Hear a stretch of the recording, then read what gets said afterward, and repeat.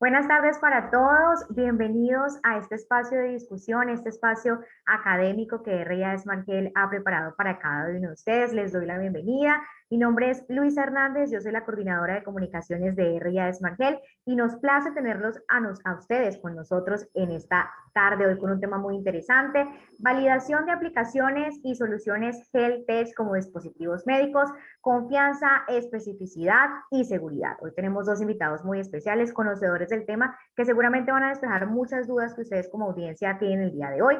Pero antes de comenzar, quiero que por favor nos cuenten a través del chat, que es una herramienta muy positiva en estos espacios, que nos cuenten desde qué lugares se están conectando el día de hoy, que nos cuenten qué expectativas tienen también acerca de este espacio. El chat es de ustedes.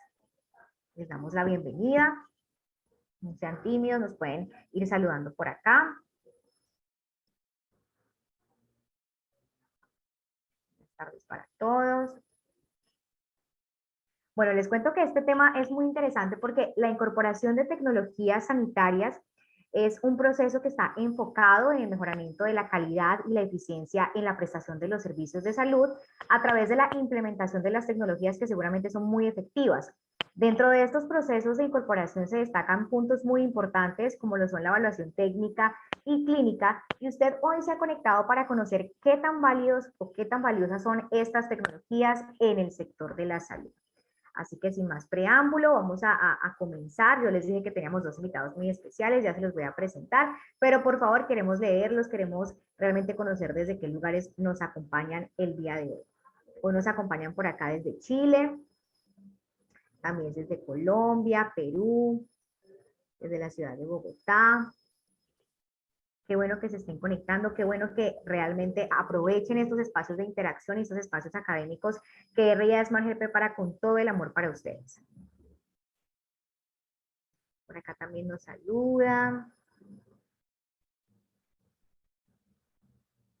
Bien. Bueno, yo creo que vamos a dar inicio. Desde Bucaramanga se conectan por acá. Muy bien. Bienvenida Sandra Patricia a este espacio. Esperamos que aprovechen también el espacio del chat para realizar las preguntas que ustedes quieran, que se les ocurra, que se les vengan a la mente, para que nuestros expertos en el tema puedan responderlas al final de la sesión.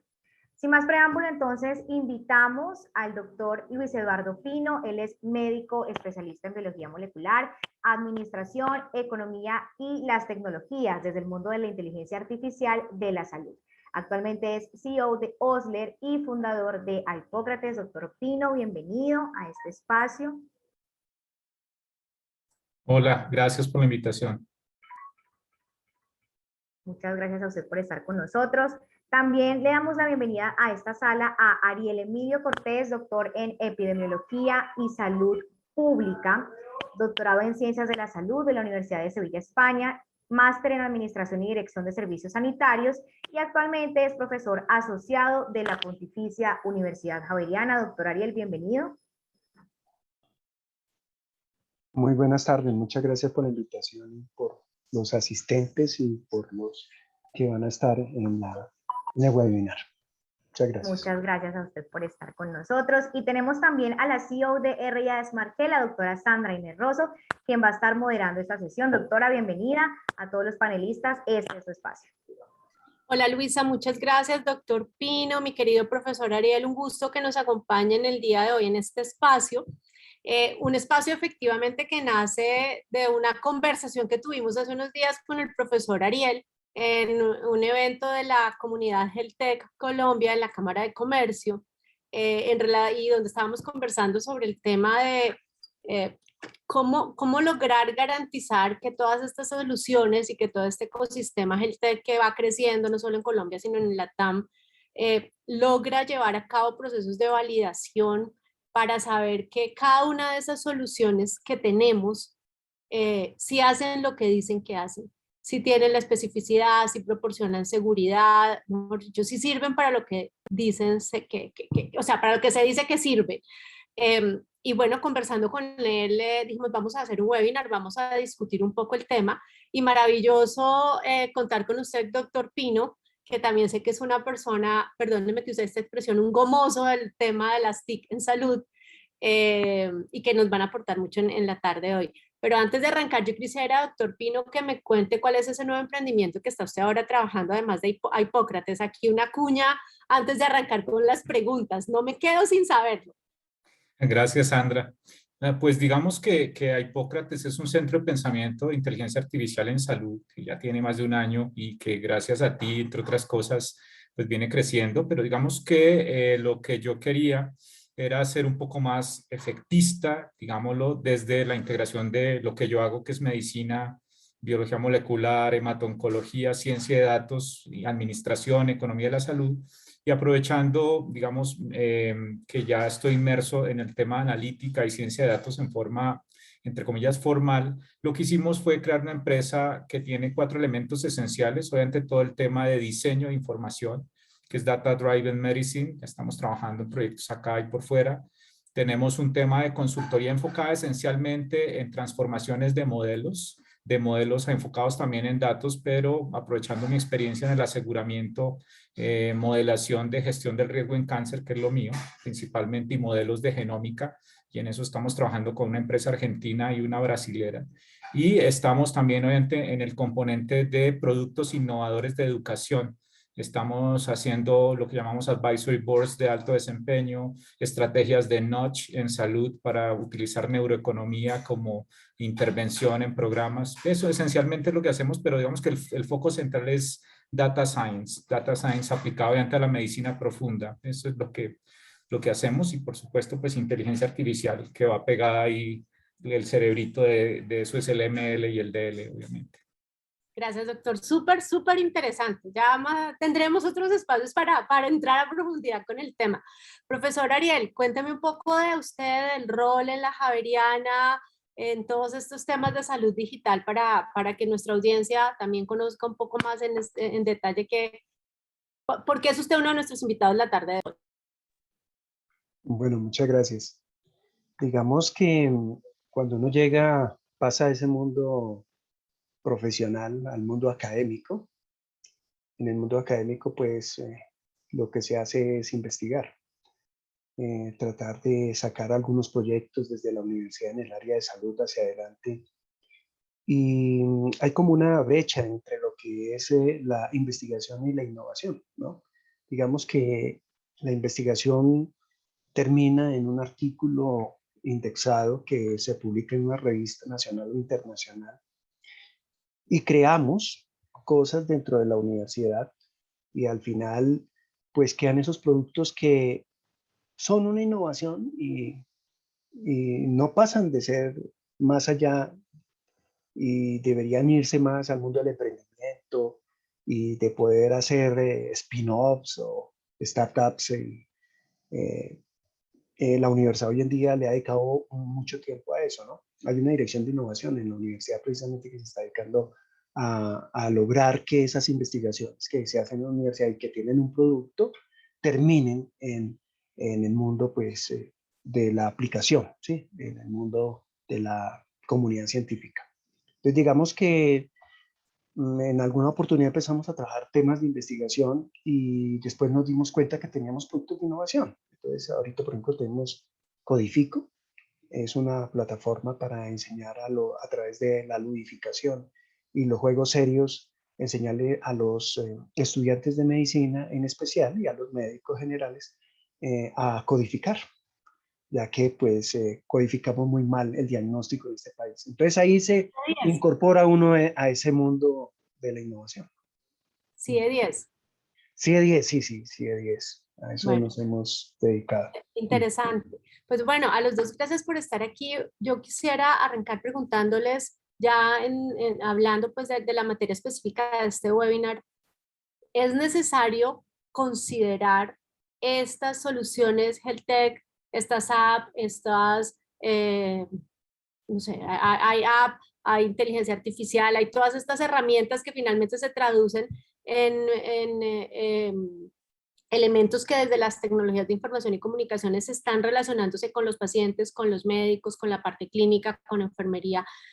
¿Son dispositivos médicos o no? ¿Cómo entender eso?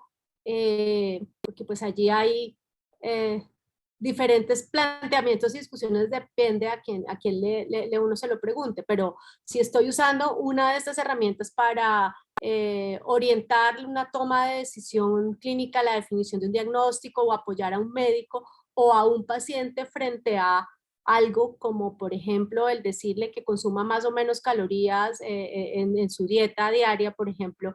Estos son dispositivos médicos, ¿cómo entenderlo? ¿Qué opinión les merece ese planteamiento, doctor Pino?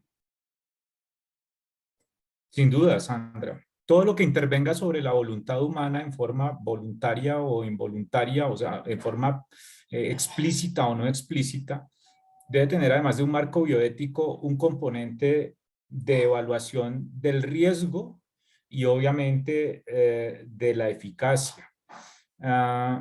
Nosotros, infortunadamente, tenemos una regulación que todavía está atrás en tema de dispositivos médicos, porque si bien los dispositivos médicos localmente están clasificados en INVIMA, el componente de software como dispositivo médico que viene desde hace 9 años, principalmente liderado por FDA, en donde sí ya tienen hoy inclusive algoritmos de visión de máquina, o sea, de deep learning y de machine learning, algunos aprobados y avalados en un proceso regulatorio formal, pues hoy, sin ninguna duda, tenemos que aprender a categorizar los desarrollos del mundo health tech, si son o no son un software como dispositivo médico, y si es un software como dispositivo médico que esencialmente es un software diseñado para ejecutar una función médica o varias funciones médicas sin que necesariamente haga parte de otro software, pues tenemos que evaluar los elementos esenciales de un software como dispositivo médico, de los cuales seguramente hablaremos un poquito más adelante, porque sí necesitamos tener, como en todo dispositivo, que haya unas características de seguridad del paciente, que haya unas características de eficacia, y hay dos cosas muy importantes en los softwares como dispositivos médicos, y es el impacto y la funcionalidad, es decir, qué tanto ese software como dispositivo médico interviene en la gestión de la decisión de una intervención médica. Entonces, esos son los elementos centrales y por supuesto que sí, porque voy a finalizar diciendo que hay mucha carreta en el campo de la inteligencia artificial. Y el doctor Ariel, que es epidemiólogo, no me lo deja mentir. Es decir, aquí a veces entre más rimbombante quiera que suene un modelo, la gente cree que es más exacto, que tiene mejores métricas de desempeño. Entonces montan redes neuronales profundas para todo. Quieren montar modelos de ensamble para resolver problemas simples, en fin, pero a veces hay demasiada rimbombancia y hay, lo he dicho en el mundo de las health tech, hay plataformas zombie, es decir, hay plataformas que no tienen cerebro y que únicamente están tratando de hacer conexiones que no solucionan nada en salud, pero que quieren vender a algún cliente desprevenido, ojalá el primero que aparezca. Entonces aquí hay muchas cosas que regular, pero más que regular, hay muchas cosas que evaluar desde la medicina, nosotros los médicos, y meternos en este componente del software como dispositivo médico que es urgente, que las agencias regulatorias nuestras lo acometan. Qué interesante, doctor. Profesor, ¿algún comentario frente a este contexto inicial que nos plantea el doctor Pino? Sí, a mí me parece que es importante como partir con la definición de la International Network of Agency of Health Technology Assessment de la INATA, que nos dice que prácticamente un tema que se use para sistema de apoyo, organización o gestión, o que sea para procedimientos médicos o quirúrgicos, es una tecnología en salud, indudablemente. Entonces, en ese orden de ideas, es necesario precisamente, digamos, que evaluar las tecnologías. Hoy en día, con todas las tecnologías que se están produciendo, pues es importante mirar qué impacto tiene en el paciente, en especial la seguridad, ¿sí?, del paciente. Hay muchos sesgos en lo que se hace hoy en día. Indudablemente todo el tema de la health tech hacia el futuro va a ser muy relevante y va a tomar una fuerza muy grande. Digamos que desde hace pocos años se está avanzando en el tema, pero tenemos que irnos acostumbrando a que en cierta forma vamos a tener que estar trabajando conjuntamente con la inteligencia artificial. Yo siempre pongo un ejemplo y es, por ejemplo, hace unos 30 años las bacteriólogas trabajaban con el pianito, eso, eosinófilos, linfocitos, neutrófilos, etcétera, etcétera. Y hoy en día ya una máquina le dice toda lo que tiene el componente infadohemático. Para allá vamos en muchas tecnologías, por ejemplo, en tema de rayos X. En tema de rayos X ya hay dispositivos que leen una radiografía desde un app, desde un celular, y le puede dar unos diagnósticos muy interesantes sobre un paciente, incluso para TAC, incluso para resonancias magnéticas, etc. Entonces, digamos que nosotros tenemos que irnos acostumbrando a ese tema, pero lo más específico y más importante es qué tan sensible y específico es esa tecnología frente a lo que hace el ser humano, ¿sí? Entonces creería que de pronto agregaría eso. Bueno, ustedes plantean varios temas. Quiero que salgamos de uno y tiene que ver con el tema de lo regulatorio. La regulación va bien atrás, ¿cierto? Frente al tema. Entonces, entendiendo que hay unos desafíos ahí regulatorios, en este caso sería para el INVIMA, si estoy viéndolo en el contexto de Colombia. ¿Qué hacer en el entretanto? Porque hoy este tipo de iniciativas o de herramientas llegan a ser usadas, llegan para que sean usadas en las instituciones de salud por los médicos y demás, y como decía el doctor Pino, para que evitemos o cómo poder determinar si una plataforma sí hace lo que efectivamente hace, porque claro, ustedes que son expertos en el tema, pues tienen unos criterios para poder analizar, pero digamos el médico, el profesional de salud que no está en este entorno, cómo poder determinar o qué herramientas, cómo podríamos llegar a plantear, oiga, aquí sí son herramientas que son seguras, si tienen la eficacia adecuada, si nos están, o sea, el impacto que hay, si es, en algún grupo de WhatsApp en el que estaba hace unos días planteaban que pues finalmente deberían tenerse estudios clínicos, evidencia del uso y de la aplicación, pero entonces otros dicen que cómo hacemos si no hay, si los emprendedores no tienen fácilmente siempre acceso a ese tipo de validaciones dentro del ecosistema de los sectores de la salud. ¿Cómo hacer para que desde una IPS, desde alguien a quien le propongan o que le lleven este tipo de soluciones, pueda tener algunos criterios para analizar estos temas, entendiendo que desde la regulación eso va a tomar un tiempo? ¿Fácil o difícil la pregunta? Pues mira, digamos que el mundo ideal sería que el INVIMA tuviera la framework, la malla de evaluación del software como dispositivo médico, y que el software como dispositivo médico que quisiera entrar, pues tuviera igual un registro sanitario con base en una malla de evaluación, y que a la vez se conjugara con el IETS, que hiciera un análisis de evaluación de tecnología de salud o una matriz multicriterio de evaluación de tecnología de salud para esa tecnología en particular. Como ese es el metaverso, ¿cierto? Digamos que eso todavía no lo tenemos. ¿Qué toca entre tanto? Entonces, ahí veo un papel muy importante de varias cosas. Uno, la academia. El doctor Ariel está en la academia.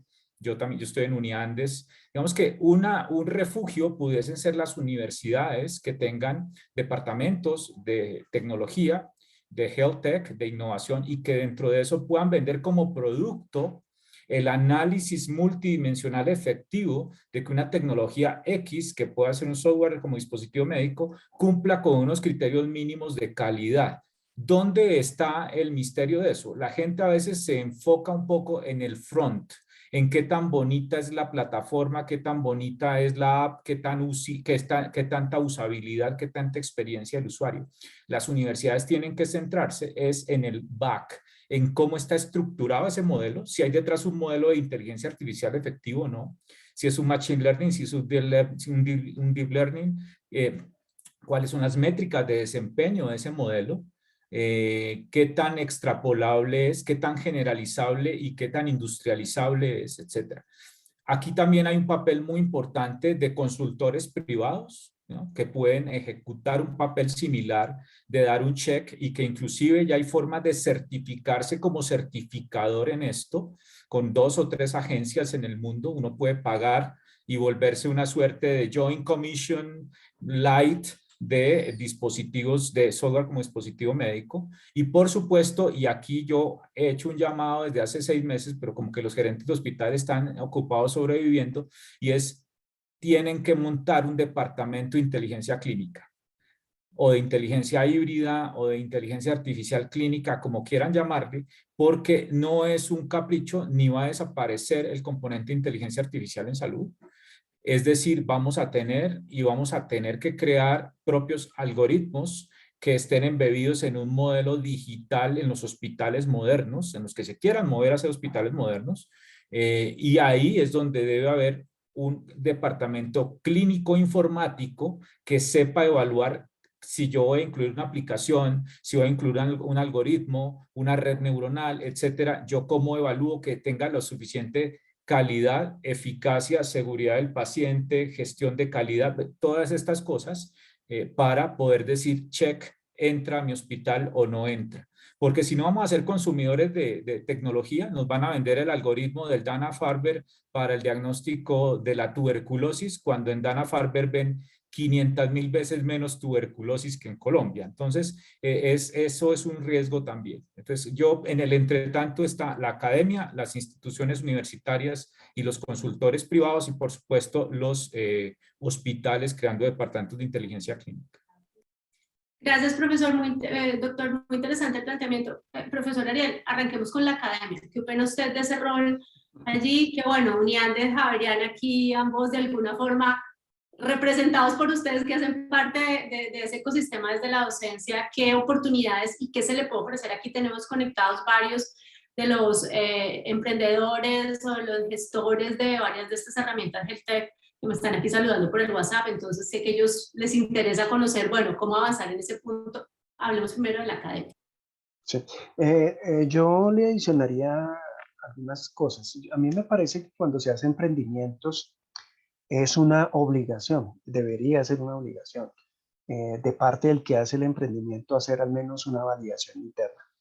A mí me preocupa que a veces se hace un emprendimiento, se hace una innovación y se sale al mercado sin ni siquiera quemar la etapa de la validación interna, que eso es más grave aún.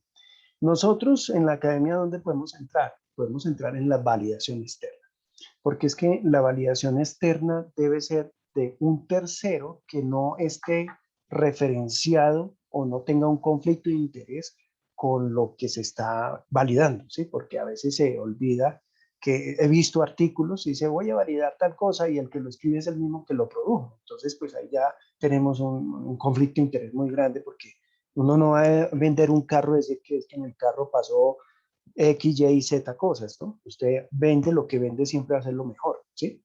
Entonces, debe ser un externo. Ahí entra la academia. Indudablemente, no solamente el INVIMA, debe estar el IES. El IES es el instituto, pues, que hoy en día puede dar como línea en ese sentido. Aquí se intentó hace como unos 5 años hacer unas directivas en cuanto a validación de medicamentos, ¿no?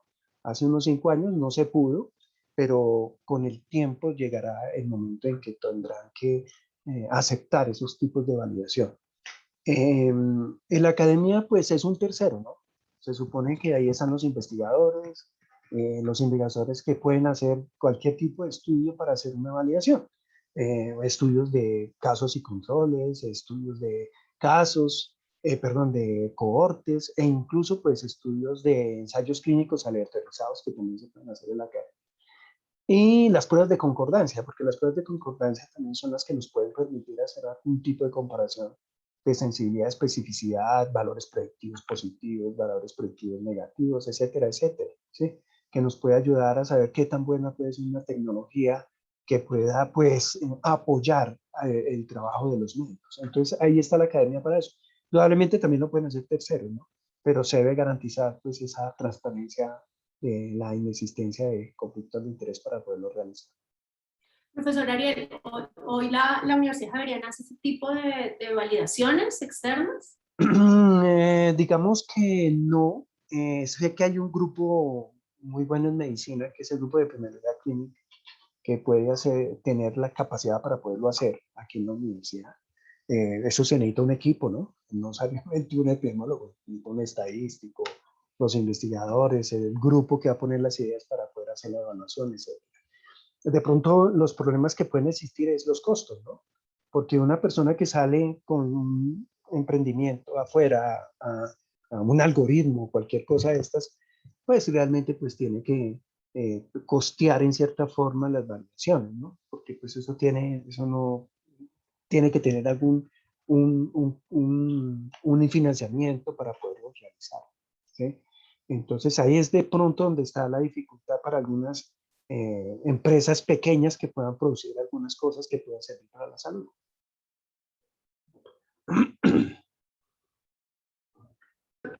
En los Andes ya se está, en la Universidad de los Andes se está haciendo algo de ese estilo, o allí hay oportunidades para avanzar. Nosotros tenemos el Centro Sinfonía, que está liderado por el doctor Pablo Arbeláez, que es un referente en el mundo en redes neurales de convolución para diagnóstico por imagen. Y yo soy profesor también del Departamento de Ingeniería Biomédica, donde está David Pillo, que trabaja mucho en dispositivos. Él es un experto en dispositivos, y está tratando de trabajar en esto de software como dispositivo médico. Pero como dice el doctor Ariel, generalmente las universidades están validando sus propios desarrollos en donde estamos absolutamente de acuerdo. La academia tiene un profundo complique para hacer transferencia efectiva del conocimiento y generar desarrollos que vayan más allá de la literatura, digamos, lo que también es en sí un desarrollo. Pero al no haber esta obligatoriedad que él menciona, donde tú digas, bueno, voy a vender, qué sé yo, una plataforma digital para diabetes, nadie te va a decir, bueno, como no hay un marco regulatorio obligatorio, tú puedes salir a venderla, entre comillas, como no hay esa obligatoriedad y tú tienes que hacer o tendrías que hacer una inversión fuerte si te vas a Javeriana o a Sinfonía en Uniandes para que te validen tu herramienta. Y además las universidades creo que tampoco tendrían hoy ese desarrollo de decir, bueno, este es un producto que lo voy a vender como, creo que todavía no hay esas estructuras, pues no lo hacen las startups. Y ahí hay de todo, hay de todo, hay herramientas muy bien hechas, hay herramientas que están muy frágiles, pero que están a la venta porque no hay este marco regulatorio. Entonces creo que ahí, si yo fuera el ministerio y viendo que no tendría tiempo de INVIMA, IETS y demás, yo me recostaría en la mejor, digamos, intención de la palabra en la academia, porque ahí es donde hay posibilidad de menos conflicto de interés. Si yo contrato una consultora privada, puede suceder lo que sucede con muchas consultoras privadas, inclusive de Joint Commission y demás, en donde tú al pagar esa consultoría, casi que estás pagando el aprobado de la herramienta, porque son consultorías supremamente o calificadoras supremamente costosas. Creo que aquí sí el conflicto de interés es muy claro y el doctor Ariel lo dijo muy bien. Creo que hay que alojarlo en otro lado, pero hoy las universidades no creo que estén en capacidad de vender esto como producto, pero es una inmensa oportunidad. Es una inmensa oportunidad y yo también ahí metería de paso a las sociedades científicas, aunque ellas, vuelvo y repito, están todavía en 1950, pero hay algunas que están un poquito más modernas y pudiesen hacer una alianza con la universidad, porque ahí tú necesitas expertos de dominio. Me explico. Yo mañana traigo un algoritmo que es una red neural de convolución para diagnóstico efectivo de tumores cerebrales. Yo ahí necesito o un neurooncólogo o un neuroradiólogo. La universidad no lo va a tener. Entonces ahí si lo tiene una sociedad científica puede hacerse alianzas interesantes para este tipo de proyectos, ¿no? Pues de productos. Claro, yo los escucho y entre la capacidad realmente de hacerlo en los niveles, o sea, con los estándares y criterios adecuados, el tema del conflicto de intereses, porque finalmente no se trata de solo de poner un sellito como tal, pues porque en últimas está de por medio la seguridad del paciente, la vida de las personas, ya que hay unos criterios, hace que también haya un riesgo en que sea un externo, digamos, pero además yo escuchándolo me imaginaba, si yo en REA quisiera hacer eso, no sería muy complicado porque además tengo que formar personas, entrenar, llevarlos internacionalmente, poder validar y garantizar, o sea, ahí hay unos costos también importantes. Yo entendería que un proceso de estos planteado desde la academia o desde los centros de investigación o un ente como el ICONTECNO, que aquí es haciendo pues como pensando en voz alta, podría además acudir a recursos de financiación externos que apoyen como el proceso, me explico, para que no todo el costo se transfiriera al emprendedor, porque claramente uno emprendiendo, queriendo hacer, y además si la validación cuesta lo que vale 3 veces el desarrollo, pues no hay cómo. Por ahí podría haber un camino, no sé, profesor, doctor Pino, ¿cómo lo ven? Si ahí hubiera algo para trabajar en ese sentido. Yo he visto en proyectos de mis ciencias que se han creado algunos algoritmos, específicamente de una EPS, que tuvo unos recursos para ello. Y digamos que esos recursos de mis ciencias pueden servir precisamente para hacer al menos las validaciones internas, ¿no? Porque a fin de cuentas cuando usted hace un proyecto de mis ciencias, pues usted tiene que terminar haciendo algún tipo de publicación en revista indexada o pues validando esa innovación que está planteando, ¿sí? Entonces digamos que hay como unos recursos externos que pueden ayudar a la academia y a los que están validando algún aplicativo, algoritmo, etcétera. Pudiese existir algunos recursos precisamente para estos desarrollos, ¿no? Entonces digamos que lo he visto y se puede usar para ello. Sí. Muy bien, doctor. Hay que tener en cuenta también los costos, porque a veces, digamos que hay diversos tipos de desarrollo. Hay unos que son esencialmente plataformas conectoras, digámoslo, que generan algo de información. Hay otras que son plataformas que capturan también a la vez información. Hay otras que capturan y entregan. Hay otros que capturan, analizan y entregan, que son las más complejas. El costo, obviamente, de desarrollo es muy variable.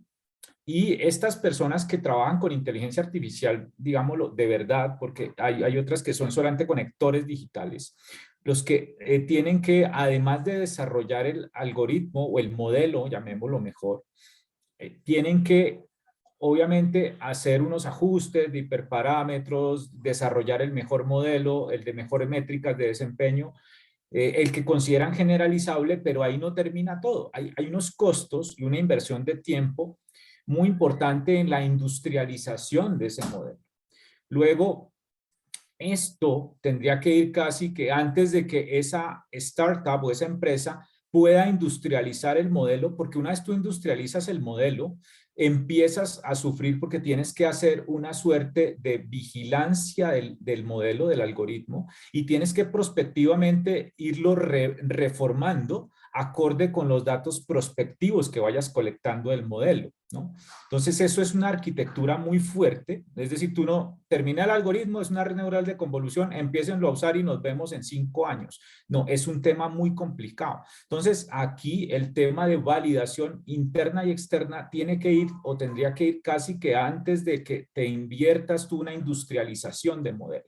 Ese es un tema complejo para las empresas y por tanto pienso yo que tendríamos que pensar en estrategias como las que dice el doctor Ariel o estrategias de low cost, porque si tú vas a tener que pagar un consultor privado para cada desarrollo que tú hagas, pues esencialmente estás muerto, ¿no? Tienes que dedicarte a ser consultor. Entonces es un problema serio y creo que las startups están un poco preocupadas por eso. Ahora, también escuchándolos y pensando en la opción y esa necesidad de que dentro de las instituciones prestadoras de servicios de salud se generen o se construyan departamentos de inteligencia clínica que usted mencionaba, doctor. Y es claro, así como hoy tenemos un ingeniero biomédico que es el que valida los equipos biomédicos y la calidad, la especificidad, el mantenimiento, bueno, todos estos temas de norma allí que hay en cuanto a tecnovigilancia. Pues imagínense poder llegar a ese nivel de desarrollo también, de tener la cantidad de recursos humanos suficiente en el país para que se pueda valorar todas estas aplicaciones. O sea, aquí lo que yo los escucho y veo, hay un mundo de oportunidades, hay unas necesidades claras en relación con la seguridad del paciente, hay unas oportunidades y hay la necesidad de pronto de trabajar esto en el contexto de ecosistemas. Ustedes lo mencionaban, sociedad científica, una entidad, la academia, otro tipo de organizaciones, no sé, y demás, pero ahí creo que hay que hacer un trabajo mancomunado, porque finalmente sí necesitamos dar la tranquilidad de que nuestras soluciones hacen lo que dicen que hacen y que cumplen criterios o no, por lo menos que si yo estoy solamente recolectando información, por lo menos me ciño a los criterios de HIPAA o alguna cosa de estas. Hay mucho por hacer. ¿Por dónde arrancar? Antes de empezar aquí con las preguntas que ya nos empiezan a llegar del público. ¿Por dónde arrancar? ¿Quién debería coger cogerle la batuta a este tema? A mí me parece que hay un tema ahí adicional que hay que tener en cuenta, y es que no es lo mismo validar algo por allá en Estados Unidos, en Europa, que validarlo acá, ¿sí? Primero porque cambian nuestra epidemiología, cambian nuestros costos. Eso es como si cuando uno hace evaluación de tecnología sanitaria, le toca a uno hacer estudios muy específicos para el país, porque pues las validaciones son diferentes para cada país, ¿sí?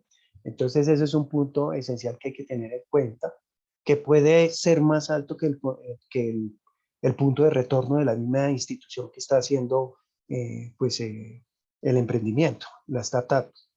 Entonces, eso es un factor que hay que tener en cuenta.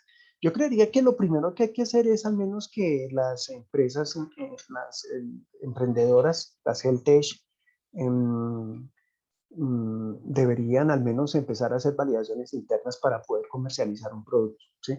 Porque creo que muchas de las cosas que se están comercializando ni siquiera tienen un punto de validación interna. Es lo que me he dado cuenta en algunas tecnologías. Me parece muy interesante la palabra que mencionó al inicio de la charla del profesor Pino, y es, hay mucha gente que habla carreta. Y yo le decía precisamente a Sandra eso, uno ve demasiada carreta en esto, entonces eso es la preocupación más grande que hay, ¿no? A veces la gente vende una idea y algo que cree que ya está funcionando y realmente no está funcionando. Y adicionalmente estas tecnologías pues van aprendiendo, ¿no? La inteligencia artificial también va aprendiendo con el tiempo. Entonces eso necesariamente necesita ir haciéndose unos ajustes dentro de la aplicación o el dispositivo que se esté usando. Claro, Sí, tú tocaste un tema, Sandra, y es un tema crítico. Es un tema crítico no solamente para la malla de evaluación, sino para la generación de desarrollos. Y es que tenemos una muy limitada capacidad de desarrolladores y, por supuesto, de evaluadores. Es decir, es muy difícil para una startup competir con los grandes gigantes tecnológicos en temas de salarios y competitividad en plan de carrera, ¿no? Entonces, si tú tienes un buen arquitecto de software, un ingeniero full stack, un experto de dominio que además domine el tema de ciencia de datos, es decir, esa capacidad no existe. Y ahí también hay mucha carreta. Es decir, cuando tú ves a alguien que habla de inteligencia artificial y no ha visto una línea de código en su vida, pues tú dices, aquí algo pasa, ¿sí? O sea, Coursera es excelente, pero no nos va a solventar la necesidad de talento humano que requieren desarrollos realmente serios. Y cuando tú intentas capturar un arquitecto de software, un diseñador un full stack, un diseñador de front, un diseñador de back, y tú le puedes pagar, qué sé yo, ponle tú costoso o que le puedas pagar 8 o 10 millones de pesos al mes, que es un sueldo muy bueno en Colombia, que equivale a $2.500 mal contados. Estas personas se las roban los gigantes tecnológicos y otras empresas de otro sitio en remoto a 10, 12 mil dólares mensuales. O sea que es imposible competir con eso. Creo que vamos a tener que realmente mirar muy efectivamente cómo crecemos en estas capacidades, porque si no hay desarrolladores, pues tampoco hay evaluadores. Es decir, si yo formo un evaluador que sabe cómo interpretar un modelo, que sabe cómo está toda la malla de evaluación de SAMD, en fin, pues esa persona se va a ir a la FDA o se va a ir a otro lado donde le paguen 5 veces lo que están pagando acá. Es un tema país muy fuerte que afecta muchísimo a las startups del health tech y en general a toda la tecnología. Muchos genios están en las universidades, muchas personas que tienen un perfil increíble están en las universidades, y extraértelas de la academia al tema tecnológico de la empresa no es fácil tampoco. Entonces creo que ahí sí tiene que existir coaliciones para poder medianamente navegar en esto, pero nuestra capacidad de recurso humano es muy limitada, muy limitada. Entendiendo eso, yo creo que hay un mensaje importante y es hay una responsabilidad grande de quienes estamos haciendo desarrollos, me incluyo porque en RA ya estamos haciendo cosas, soluciones, buscando temas de soluciones de nicho en el tema del tech, y hay una responsabilidad muy grande de entender que lo que hacemos debe tener esos criterios de seguridad, eficacia, especificidad, es decir, estas cosas no son menores. Una cosa es estoy haciendo un software de documentos para evitar que haya, o sea, para que haya cero papel en la facturación, pues eso tiene un contexto, pero otra cosa es lo que tiene que ver directamente con el apoyo y el soporte al tema clínico. Y aquí hay dos preguntas, la primera es esta y es, ¿cuáles son estas, déjenme ver, la voy a decir tal cual, qué atributos de calidad deberían tener presente la validación interna o externa de una app en salud? O sea, si uno de los atributos de calidad, ustedes han mencionado varios, pero si me los pueden ahí retomar para responder a esta pregunta del público. ¿Qué le miramos, profesor Ariel? Yo creería que hay varios, pero creería que lo más importante primero es la seguridad que se puede dar para el paciente de lo que se está realizando. Yo diría que el sesgo, porque cuando se hace validación se puede sesgar precisamente pues el resultado, ¿no? Y entonces uno encuentra estudios que están muy sesgados precisamente por la existencia de conflicto de interés. Entonces diría que tenemos que pensar en el sesgo que pueda tener la evaluación que se esté realizando sobre ese aplicativo, la seguridad que pueda garantizar sobre el paciente. Yo le daría preponderancia a esas dos. Los dos elementos esenciales son seguridad del paciente, y en la seguridad del paciente está el tipo de condición que yo voy a acometer. Es decir, no es lo mismo hacer una plataforma, perdónenme, pero para, por ejemplo, acné, que hacer una plataforma para cáncer, ¿sí? El contexto de la enfermedad, de si es una condición crítica, seria o no seria, es esencial. Entonces es muy importante validar en qué enfermedad, en qué escenario clínico me estoy montando yo, por el impacto que puede tener eso sobre la seguridad del paciente en la gestión de la decisión clínica con eso. Otro es ya en temas del paciente, es decir, qué tan usable es esa aplicación, qué tan dependiente es el usuario de esa aplicación o de esa plataforma. Y hay un tema muy interesante, es qué capacidad tiene el usuario de detectar fallas en la aplicación. ¿Sí? Es decir, si el usuario puede decir, oiga, esto no está funcionando, o me está dando una recomendación que es un poco traída de los cabellos. Por ejemplo, una urgencia pediátrica, ¿sí? Entonces, si la mamá dice, no, pero es que yo veo que el niño tiene fiebre, dolor de cabeza, vómito, y la aplicación me está diciendo que le dé Dolex, pues puede ser una meningitis, ¿no? Entonces yo estoy detectando que de pronto no es una buena recomendación. Y otra cosa, el nivel de evidencia clínica, por supuesto, el nivel de influencia sobre la decisión clínica, eso es supremamente crítico. Es decir, no es lo mismo una aplicación que simplemente da algunos sistemas de reglas, como la mayoría de las de COVID-19. ¿Se acuerdan que decía, oiga, si usted tiene 3 o más de estos síntomas, mejor consulte a su médico?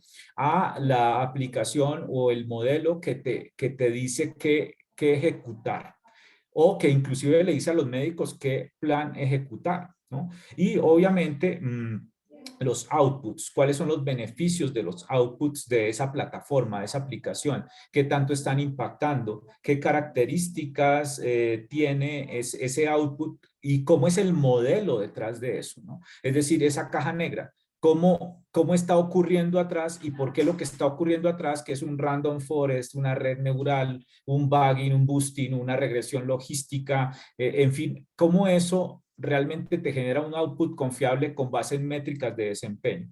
Y al final las características técnicas del software y por supuesto cómo está distribuyendo ese software. Esos son los elementos esenciales de la seguridad del paciente que tú los conjugas con lo que va a hacer ese software. Es decir, va a tratar, va a diagnosticar, va a guiar un tratamiento clínico o va a informar un tratamiento clínico, y si esa condición sobre la cual va a actuar es crítica, es seria o no es seria. Esos son los dos elementos centrales sobre los cuales se clasifica el riesgo de un software como dispositivo médico.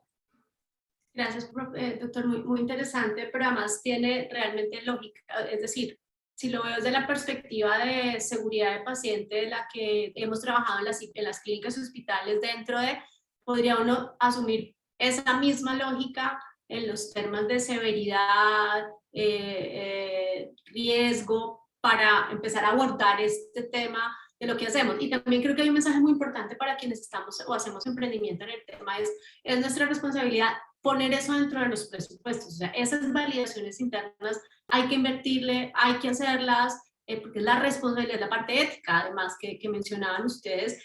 No solo, o sea, sí es importante que se vea bonito y la usabilidad, pero finalmente, o sea, tenemos una responsabilidad frente a eso, debería ser parte de los costos del proceso y de nuestros presupuestos cuando estamos haciendo los desarrollos, esas validaciones, y eventualmente, si se puede, obviamente un tema de validación externa.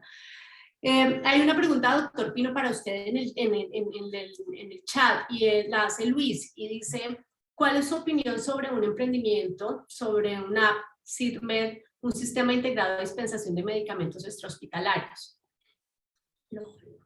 Está para el profesor. Obviamente tendríamos que mirar la arquitectura del desarrollo y ver los alcances, digamos, la estructura como tal. En gestión farmacéutica hay varios desarrollos, hay unos bien interesantes que conocemos Sandra y yo en el mundo de Health Tech. Hay 2 o 3 empresas con desarrollos interesantes. Tendríamos que mirar en detalle en qué consiste, si es una plataforma conectora, si es una aplicación, si es un sistema como tal hiperalojador de un modelo de gestión farmacéutica, en fin, porque entiendo que es de medicamentos extrahospitalarios, o sea, esto es el modelo de gestión farmacéutica ambulatoria, que son medicamentos orales y bueno, en fin, eso tiene sus particularidades, pero este desarrollo de gestión farmacéutica, los desarrollos de gestión farmacéutica son de alto riesgo. Son de alto riesgo porque obviamente están metiéndose en un elemento que es una condición seria. Es decir, cuando tú tienes un evento adverso en el que puedes haber intervenido a favor o en contra, ya si estuvieras en FDA, en malla FDA, serías evaluado como un nivel 3 o 4 como mínimo. Entonces, eso implica que la arquitectura, además de la seguridad informática intrínseca, deba tener una seguridad clínica muy, muy alta. Entonces, hay que tener mucho ojo con estos desarrollos de gestión farmacéutica. Sí, y ahí sí me permite, doctor Pino, la lógica, un poco haciéndome analogía aquí, sin ser experta, pero pensándolo desde calidad y seguridad de pacientes, los riesgos asociados a la aplicación de medicamentos, a la dispensación, aplicación, a todo el ciclo de medicamentos, están en la primera línea de los riesgos frente al paciente. Entonces, con esa misma lógica, pues hay que entender que cualquier aplicación que trate de mitigar esos riesgos, pues tiene que tener unos niveles de validación y de seguridad importantes, porque pues el riesgo pues está allí, diría mi lógica aquí. Bueno, para ir cerrando y no abusar del tiempo de ustedes, muchas gracias por estar aquí. Si quienes nos están escuchando hoy aquí están haciendo entonces un desarrollo de aplicaciones que van a estos temas relacionados con la parte, digamos, clínica o de la gestión clínica, de cara también al profesional de salud o al paciente, ¿por dónde empezar? ¿Deberían irse preocupados, estresados? ¿Qué mensaje les damos? Porque pues hemos analizado lo que tenemos, lo que no tenemos en el país, los desafíos que hay en relación a talento humano, especialistas, a costos, pero ¿cuál podría ser ese mensaje? Ojalá alentador. Porque sé que ambos están en el mundo un poco, en el mundo de desarrollo y también de este tema de los caminos a seguir, porque finalmente yo sí creo algo, y es nosotros mismos dentro del mundo del tech tenemos que ponerle seriedad a estas cosas cuando hacemos. ¿Para qué? Alguien me decía hace un tiempo, pero es que los pagadores o los aseguradores no nos dan espacio, vamos y presentamos y no nos contratan. Y entonces yo les digo, pero es que vea, un asegurador me decía un día que esa aplicación que me traigan la traigan validada y que demuestren que sí funciona, porque pues yo tengo que garantizar que los recursos se usan, no tenemos recursos para ensayo y error. ¿Qué mensaje le dejamos a quienes están en ese mundo de emprendimiento y esos pasos a seguir ahí entendiendo esas realidades? Profesor Ariel, si le parece, arranquemos con usted. Bueno, yo creería que cuando uno desarrolla algún aplicativo, algún algoritmo que tenga que ver con salud, lo ideal sería al menos hacer la validación interna. Yo creo que si yo soy gerente de una empresa social del Estado, de una IPS, de una EPS, lo primero que pediría sobre algo que me estén vendiendo o facilitando es los estudios técnicos, en especial estudios que le permita dar la seguridad a los pacientes, porque a fin de cuentas es una responsabilidad legal que tiene cada una de las instituciones.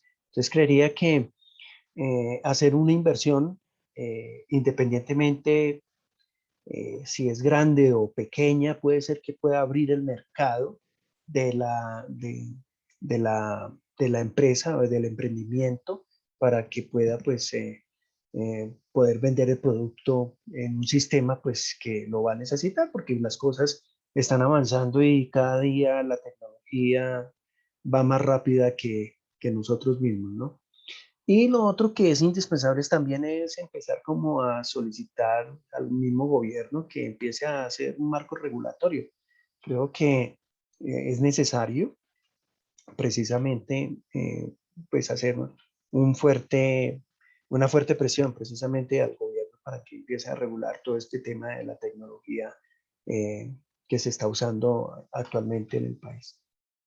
Muchas gracias, profesor. Doctor Pino, ¿algún mensaje de cierre?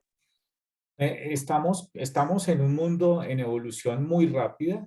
Yo soy optimista, creo que la salud digital y todos estos componentes sí tienen que venir para mejorar lo que hacemos hoy. Lo que hacemos hoy es todavía intuitivo.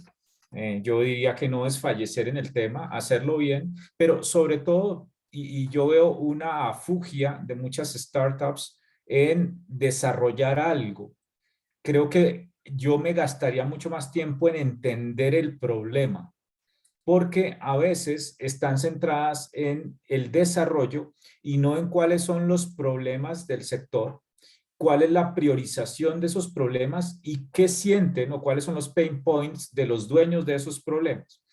Y a eso está mal contribuyendo, en mi opinión, la industria farmacéutica con los famosos retos de innovación. Los retos de innovación, hackatones, multitones, datatones, etcétera, se han vuelto un poco hipertróficas para mi gusto y además absolutamente superficiales, creo yo, porque no están leyendo la problemática sectorial colombiana y ya vienen con una suerte o un inventario de preguntas que no necesariamente son las preguntas del sector salud colombiano, del paciente, del médico, de la enfermera, de quienes están moviéndose en el sector y generan soluciones que, por supuesto, al no pegarle bien al problema efectivo, pues no solamente no puede que no sean seguras o sí, pero no son efectivas, generan baja adherencia, son de difícil usabilidad, no te dan outputs adecuados, en fin, etcétera. Lo que pasó con la historia clínica electrónica. Todas las historias clínicas electrónicas son espantosas. O sea, muy pocas realmente son intuitivas, predictivas y mejoran la atención en salud. Entonces, creo que ese sería mi mensaje. Antes que pensar en el desarrollo, piensen en el problema, en enfocar bien el problema, en ubicar bien el problema en el sistema y sus actores, en cómo eso impacta, cuántas población impactaría, etcétera. Como un modelo de pensamiento de salubrista público, digámoslo un poco. Y con base en eso sí ya hacer el brainstorming y el desarrollo de X, Y, Z, que ojalá pueda integrarse y además ser incremental. A veces hacen la aplicación para la salud mental y entonces después hacen una plataformita para el cáncer y no tienen un ecosistema de desarrollo intraempresa que haga que eso sea sumatorio e incremental. Y ahí es donde uno necesita un arquitecto de software que la tenga clara para que no empiece a hacer diversos desarrollos, sino todo una integración de desarrollos. Eso es lo que yo haría y por supuesto lo que tú dices, Sandra, es decir, es responsabilidad de quien va a ofertar un desarrollo o a vender un desarrollo, que ese desarrollo, como en todo, tenga los parámetros mínimos de seguridad y ya que no hay un framework nacional, pues que se vayan a FDA y traten de adherirse en la medida de lo posible a los criterios que están ahí y ya con eso, por supuesto, pues será mucho mejor, ¿no? Bueno, pues muchas gracias a ustedes dos por su valioso tiempo, por los comentarios, a las personas que nos están, que han participado, que nos enviaron preguntas y demás, Luis y demás, muchas gracias. Espero verlos pronto y seguimos generando estos espacios de reflexión y compartir información valiosa en este tema del ecosistema HealthTech. Profesor Ariel, profesor Pino, ambos profesores, ambos doctores, gracias por su tiempo y un gusto conversar con ustedes. Gracias. Gracias, hasta luego, que estén muy bien. Se me olvidó hacer una nota. Tengo el 6 y 7 de octubre el Congreso de Más Salud, aquí antes de que me jalen las orejas. Congreso híbrido, vamos a estar en la ciudad de Bogotá. Voy a enviarles, doctor Pino, profesor Ariel, su respectiva invitación a las personas que están aquí escuchándome en este momento, que le escriban en el chat a Luisa. Vamos a rifar unas entradas para que nos acompañen en esa luz. Luisa, por favor, cógeme ahí los datos y bueno, los veo pronto. Gracias, Sandra. Gracias. Éxitos, hasta luego.